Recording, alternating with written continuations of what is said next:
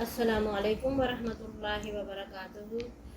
نحمدہ ونصلی علی رسولہ الکریم اما بعد فاعوذ باللہ من الشیطان الرجیم بسم اللہ الرحمن الرحیم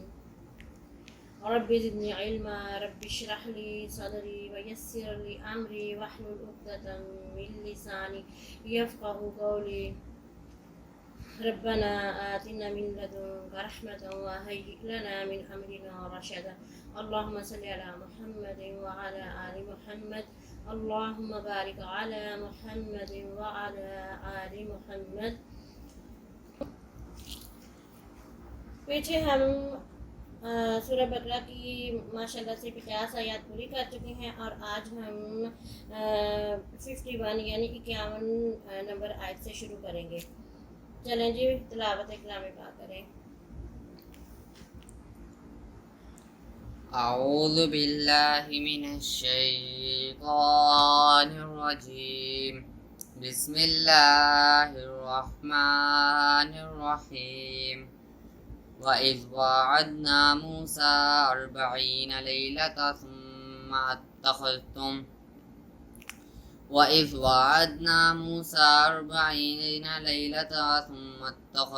الْعِجْلَ مِن بَعْدِهِ وَأَنْتُمْ ظَالِمُونَ ثُمَّ عَفَوْنَا عَنْكُم مِّن بَعْدِ ذَلِكَ لَعَلَّكُمْ تَشْكُرُونَ وَإِذْ آتَيْنَا مُوسَى الْكِتَابَ وَالْفُرْقَانَ لَعَلَّكُمْ تَهْتَدُونَ وَإِذْ قَالَ مُوسَى لِقَوْمِهِ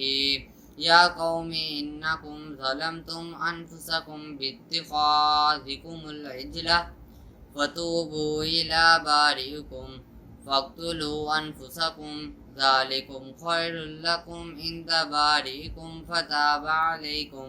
إِنَّهُ هُوَ التَّوَّابُ الرَّحِيمُ وَإِذْ قُلْتُمْ يَا مُوسَىٰ لَن نُّؤْمِنَ لَكَ حَتَّىٰ نَرَى اللَّهَ جَهْرَةً فَأَخَذَتْكُمُ الصَّاعِقَةُ وَأَنْتُمْ تَنظُرُونَ صدق اللہ العظیم۔ ماشاءاللہ سبحان اللہ جزاک اللہ۔ پیچھے ہم واقعہ بحر جو ہے وہ پڑھ چکے ہیں کہ کس طرح اللہ تعالیٰ نے بنی اسرائیل اور حضرت موسیٰ علیہ السلام کے ساتھ بنی اسرائیل کو فرعون سے نجات دی۔ اور آگے ہم آج واقعہ جو بچڑے کی پوجا ہے وہ ہم شروع کر رہے ہیں۔ وَإِذْ اور جب وَعَدْنَا ہم نے وعدہ کیا موسیٰ علیہ السلام سے 40 لیلتاً راتوں کا ثم اتخذتم العجل پھر تم نے پکڑ لیا یا بنا لیا معبود عجلہ بچڑے کو من بعد ہی اس کے بعد وانتم اور تم ظالمون ظالم ہوئے اور تم نے خود ہی ظلم کیا۔ اس آیت میں اللہ تعالیٰ نے فرمایا کہ ہم موسیٰ علیہ السلام کو جب اللہ تعالیٰ نے 40 راتوں کے لیے تورات کا نازل کرنی تھی، آپ کو تورات دینی تھی، تو حضرت موسیٰ علیہ السلام کوہ طور پر گئے تو وہاں پیچھے کیا ہوا کہ حضرت موسیٰ علیہ السلام حضرت ہارون علیہ السلام کو پیچھے اپنے بھائی کو چھوڑ گئے تھے کہ بنی اسرائیل کی تربیت کرتے رہنا اور انہیں بھٹکنے سے بچانا اور ان کو صراط مستقیم پہ رکھنا۔ مگر انہوں نے کیا کیا کہ پیچھے سے جو سامری جادوگر تھا اس نے بچڑا بنا لیا، اور بچڑا بنانے کے بعد اس نے کیا کیا کہ لوگوں کو کہا، بنی اسرائیل کو کہا کہ یہ دیکھو یہ تمہارا معبود ہے، تم اس سے اپنی مرادیں مانگو اور یہ جو بھی تم کہو گے وہ تمہیں ملے گا۔ تو بنی اسرائیل جو ہے یہ بہت جلدی پھسل جاتے تھے، بہک جاتے تھے اور دوسروں کے پیچھے لگ جانا۔ تو انہوں نے کیا کیا، سامری کی بات مان لی اور انہوں نے بچڑے کی پوجا شروع کر دی انہوں نے۔ تو اللہ تعالیٰ نے فرمایا کہ اس کے بعد یعنی حضرت موسیٰ علیہ السلام جب گئے ہوئے تھے اللہ تعالیٰ کے حکم سے کوہ طور پہ،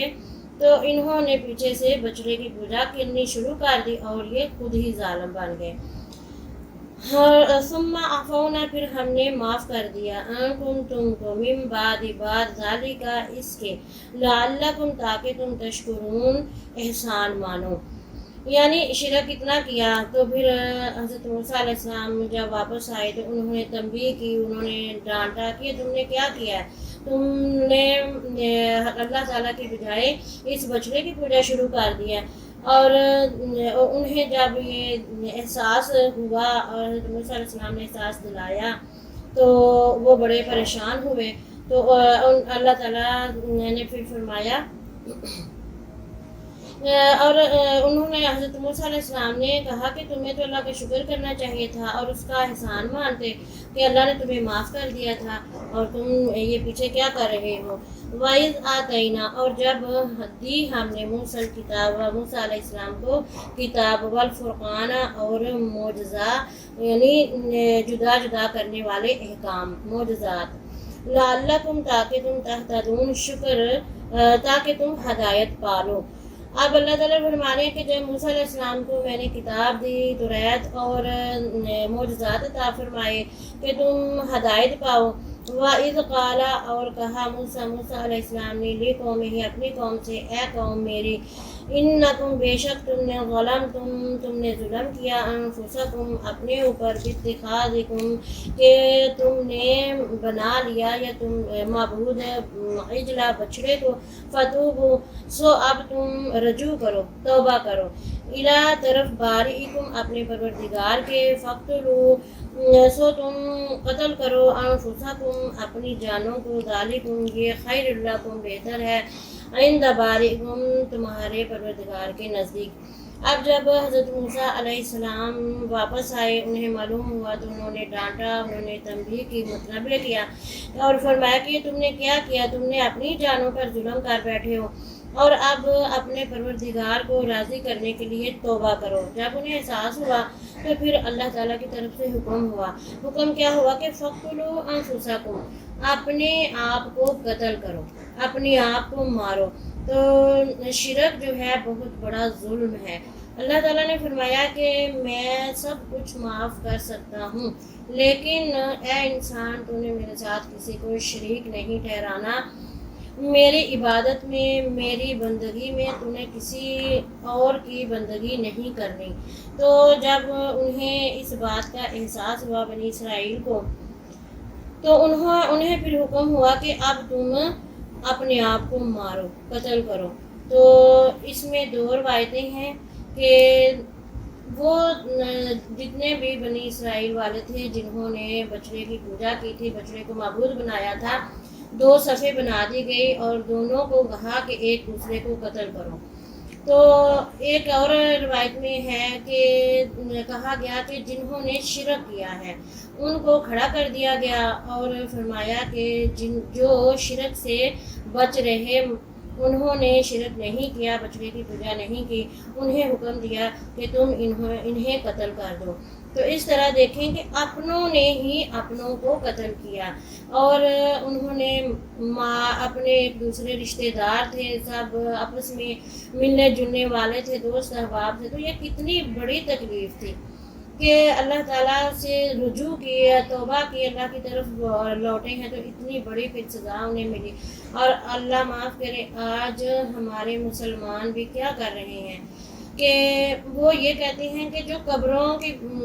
پوجا ہے یا قبروں پہ، درباروں پہ جا کے منت ماننا ہے، یہ کوئی پوجا نہیں ہے، یہ کوئی شرک نہیں ہے، بلکہ شرک تو یہ ہے کہ پتھر کی مورتیاں آگے رکھ لیں اور ان کو سجدہ کریں یا ان سے مرادیں مانگیں۔ تو آج بھی اگر ہم دیکھیں تو کئی ایسے لوگ ہیں جو کہ اللہ کے ولیوں کو، اللہ کے برگزیدہ بندوں کو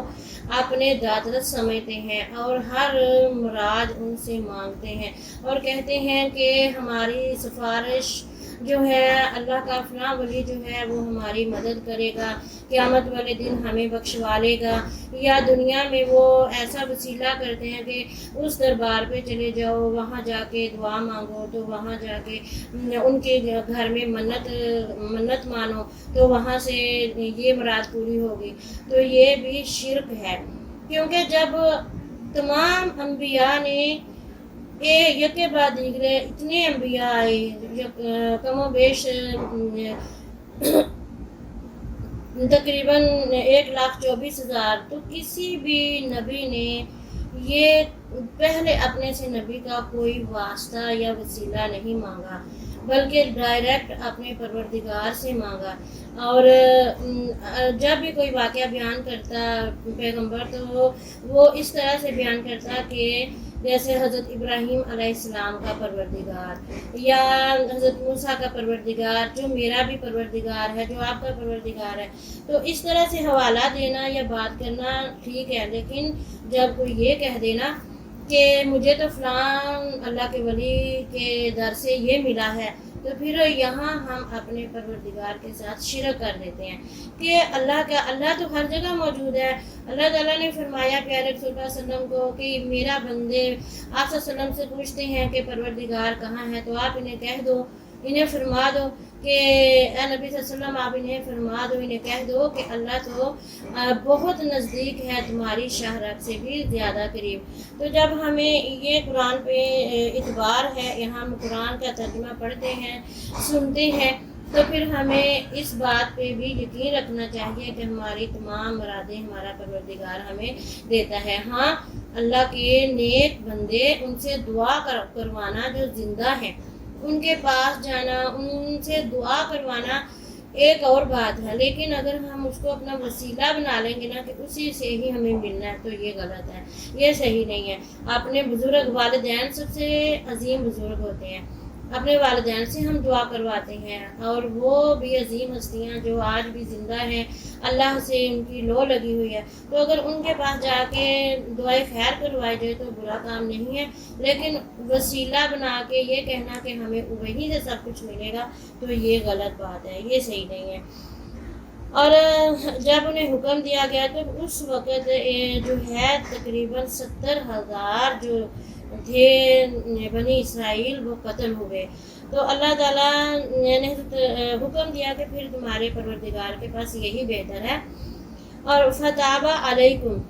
تو توبہ کی تمہاری توبہ قبول فرمائی، انہ بے شک وہ هو التواب الرحیم، وہی توبہ قبول کرنے والا رحم کرنے والا ہے۔ حضرت موسیٰ علیہ السلام نے اللہ کے حکم سے جب یہ حکم دیا تو فرمایا کہ تم اس کی طرف رجوع کرو،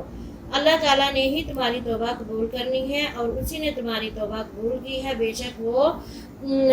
توبہ قبول کرنے والا رحم کرنے والا مہربان ہے۔ وَإِذْ اور جب قل تم نے کہا یا موسیٰ، اے موسیٰ علیہ السلام، لن نؤمن ہرگز ہم ایمان نہیں لائیں گے، لگا تجھ پر یا تیرے لیے، حتیٰ یہاں تک کہ نراہ ہم نہ دیکھ لیں، جہرتاً ظاہر طور پر، کس کو؟ اللہ تعالیٰ کو، یہاں تک کہ ہم اللہ تعالیٰ کو ظاہر طور پر نہ دیکھ لیں تو ہم اے موسیٰ علیہ السلام تجھ پہ ایمان نہیں لائیں گے۔ یہ تب کا واقعہ ہے کہ جب حضرت موسیٰ علیہ السلام توریت لے کر واپس لوٹے، فَأَخَذَتْهُمُ الصَّاعِقَةُ، تو